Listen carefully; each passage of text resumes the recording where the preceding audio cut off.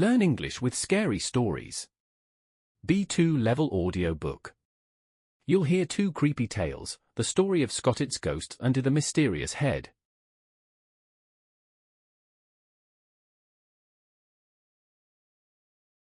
The mysterious head. It was the dead of winter in Dreadville, when a group of traders from distant provinces found themselves lodging at a well-known inn in the outskirts of the city. The inn was an aging structure, its creaking wooden beams and dimly lit corridors adding an eerie atmosphere that the traders, worn from travel, didn't mind at first. They were more focused on resting after their long journey, gathering their strength for the bustling trade in the city's markets. The room they were given was spacious but simple, divided from an adjoining chamber by a thin partition made of wooden boards. One of the traders, Jack, noticed a curious hole in the partition, about the size of a basin. It looked as if a piece of the wall had been knocked out years ago and never properly repaired. The others joked about it, suggesting they could spy on whoever was staying next door. Still, the room was warm, and after a long day, they quickly fell into a deep sleep.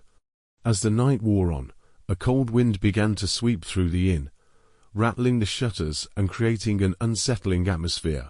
Just before midnight, Jack, who had always been a light sleeper, awoke to the faint sound of scratching from the partition. He sat up, listening closely, trying to make out what it could be. At first, he thought it might be rats, but the noise grew louder and more deliberate, as if something or someone was on the other side. Suddenly, from the hole in the wall, a head appeared. It was a girl's head, floating in the air with no body attached. Her features were delicate, her hair neatly styled, and her skin pale as porcelain. Her eyes were wide and lifeless, staring into the room without blinking. Jack froze in terror, unable to believe what he was seeing.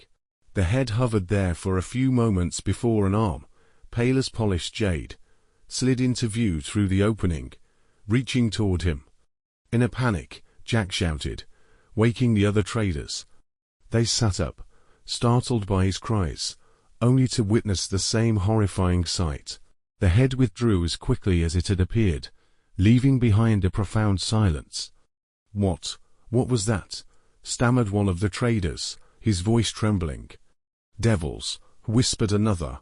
"It's the work of devils." As they sat in stunned silence, the head appeared again, this time moving closer to the hole as if peering into their room. Fear gripped the traders, and Jack, feeling a surge of courage or perhaps desperation, grabbed a knife from his bag.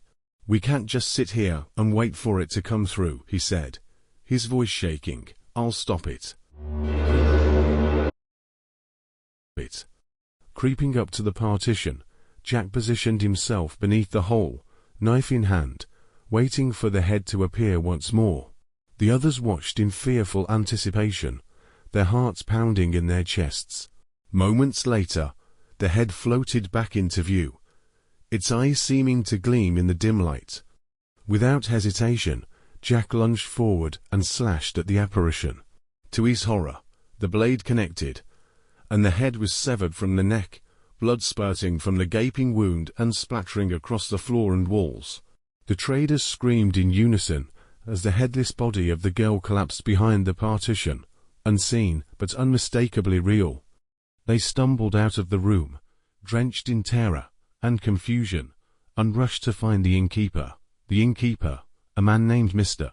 Willow, was skeptical at first, dismissing their claims as drunken ramblings. But when he saw the blood-soaked room and the severed head, his face drained of color. Trembling, he hurried to inform the local authorities, who quickly arrived at the scene to investigate the grisly discovery. The traders were arrested on suspicion of murder, their story about a floating head dismissed as hysteria or a poor attempt to cover up a heinous crime. The severed head was presented to the magistrate, a stern man named Judge Crox, who examined it closely. Yet no body was ever found, and no family came forward to claim the girl. The traders, though adamant in their version of events, spent the next 6 months imprisoned as the investigation dragged on without resolution. As winter turned to spring, and the case remained unsolved, the magistrates ordered the traders to be released due to lack of evidence. The head, still unclaimed and shrouded in mystery, was quietly buried in a nearby cemetery. But the story did not end there. Months later, whispers began to circulate among the locals. Those who passed by the inn late at night reported seeing a pale figure wandering the halls, her head floating eerily above her body. The innkeeper himself claimed to have heard soft knocking on the walls at night, accompanied by the faint sound of a girl's voice, calling for someone that could never be found.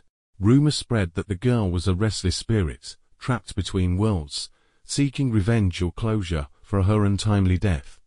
Some said she had been a servant in the inn long ago, mistreated and murdered by a cruel master, her body hidden away in a secret place.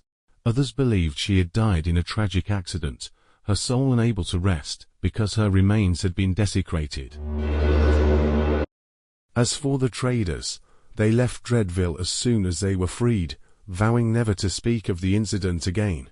But no matter how far they traveled, they could not shake the memory of that terrible night, nor the feeling that something still watched them from the shadows, waiting for a moment to strike. The inn, once a bustling hub for travelers, slowly fell into disrepair as its reputation grew darker. Few dared to stay there, and those who did often left before the night was over, haunted by strange noises and unexplained visions. And still, in the dead of night, when the wind howled through the empty halls, some say you can hear the soft rustling of hair and the faintest whisper of a voice calling, always calling, for the missing piece of a puzzle that would never be complete. The story of Skottet's ghost. In the heart of Finland's dense forests, nestled between rugged hills and quiet lakes, lay the old Skottet manor. The Skottet family, once prosperous landowners, had long lived in isolation, their wealth fading as the forest slowly reclaimed the land around them. Whispers of strange happenings had surrounded the family for generations, but nothing ever quite matched the terror that began one fateful autumn night. It all began when Lars Skottet, the last of his line, found himself at odds with his neighbor, a simple farmer named Vilho. The quarrel had begun over land rights, but as tempers flared, it turned into a bitter feud. Lars, a man known for his hot temper and sharp wit, threatened to take everything Vilho had. One evening, in a fit of rage, Lars challenged Vilho to a duel, a relic of an old tradition. Vilho, a proud man, but without Lars's wealth or connections, reluctantly accepted. The duel took place at dawn near the edge of the forest, with only the howling wind and the swaying pines as witnesses. As the first light crept over the horizon, the men raised their pistols. The shot rang out, echoing through the sky. Vilho collapsed instantly, his life fading into the cold earth. Lars stood over him, his hand trembling as he realized what he had done. In the heat of the moment, he had never expected to kill the man. He had only wanted to prove a point.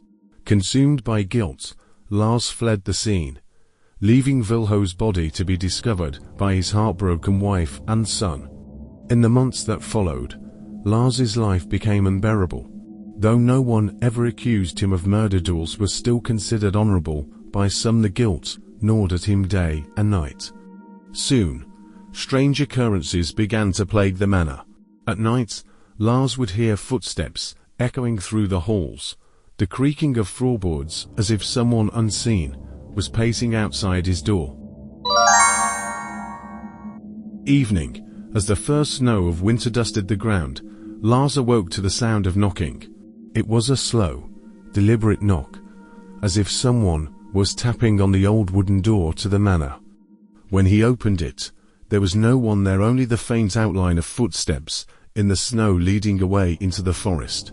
That same night, he heard a voice whispering his name in the wind. Lars, Lars.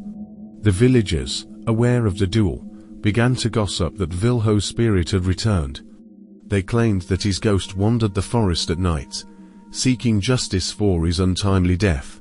The rumors grew wilder, Some said Vilho's wife had cursed Lars, while others insisted that the forest itself was angry, for blood had been spilled where peace had once reigned. The turning point came one stormy night when Lars, now half mad with fear and guilt, decided to confront the spirit. Armed with the same pistol that had taken Vilho's life, he ventured into the forest. The wind howled as the trees bent under the weight of the storm, but Lars pushed forward, determined to put an end to the haunting. In the forest, by the site of the duel, Lars found a figure standing in the clearing. It was Vilho, pale as death, his eyes gleaming in the moonlight. His clothes were tattered, as if he had risen from the grave. Lars froze, his heart pounding, as Vilho's ghost spoke. "You took my life, Lars," the ghost said, his voice cold and hollow. "Now you will never know peace. This land is cursed, and your bloodline will end with you." Terrified, Lars raised the pistol, his hands shaking as he aimed at the spectre. But before he could fire, Vilho's ghost vanished into the mist, leaving Lars alone in the forest. He collapsed to the ground, overwhelmed with dread, realizing there was no way to undo what he had done. Skottet Manor fell into ruin. Lars was found dead by his servants a few weeks later, his face twisted in terror, clutching the very pistol he had used in the duel. The land around the manor was abandoned, and no one dared to live there again, fearing that the ghost of Vilho still wandered the woods, seeking retribution. And so the story of Skottet's ghost lived on, a chilling reminder that some debts could never be repaid, and some spirits never rested.